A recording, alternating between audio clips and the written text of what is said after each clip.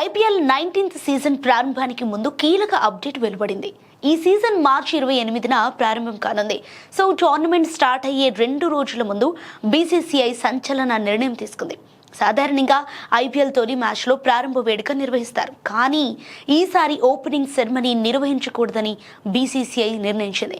RCB sun Risers Hyderabad మధ్య జరిగే మ్యాచ్కు ముందు ఎలాంటి వేడుకలు జరగవని స్పష్టం చేసింది. ప్రతి సీజన్లో ఐపీఎల్ ప్రారంభ మ్యాచ్కు ముందు ఓ వేడుక జరుగుతుంది. ఈ వేడుకకు ప్రముఖ నటులు, గాయకులు, నృత్యకారుల ప్రదర్శన ఇస్తారు. కానీ ఈసారి వీటన్నింటికి బ్రేక్ పడనుంది. ఏంటంటే గతేడాది ఆర్సీబీ విజయోత్సవ వేడుకల్లో తొక్కిసలాట జరిగిన విషయం తెలిసిందే. అందుకే ఈ నిర్ణయం తీసుకున్నారు. ఇక ఇదిలా ఉండగా ఐపీఎల్ 2025లో ఆర్సీబీ జట్టు 17 ఏళ్ల కరువును ముగించి తన మొదటి టైటిల్ను గెలుచుకుంది. ఈ విజయాన్ని పురస్కరించుకొని ఆర్సీబీ చిన్నస్వామి స్టేడియంలో ఒక భారీ కార్యక్రమాన్ని నిర్వహించింది.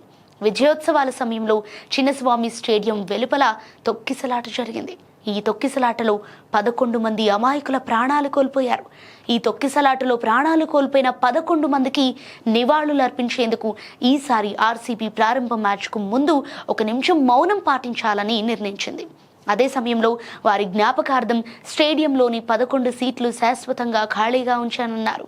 ఇక మరోవైపు ఐపీఎల్ 2026 తొలి మ్యాచ్ బెంగళూరులోని ఎం చిన్నస్వామి స్టేడియంలో జరగనుంది.